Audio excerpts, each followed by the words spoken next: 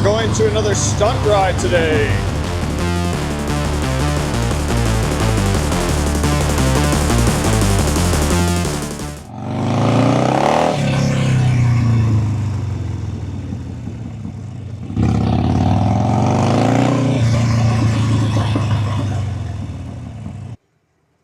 A little late.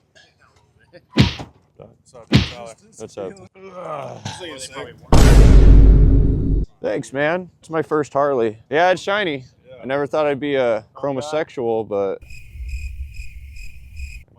I guess now I am. I want to eventually get into the stunt riding. It feels bad like chopping this thing up and like cutting the fender off and all that. Yeah.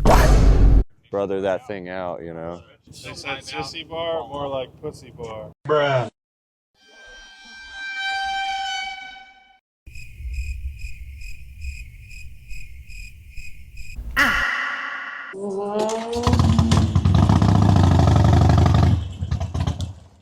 Haters gonna hate.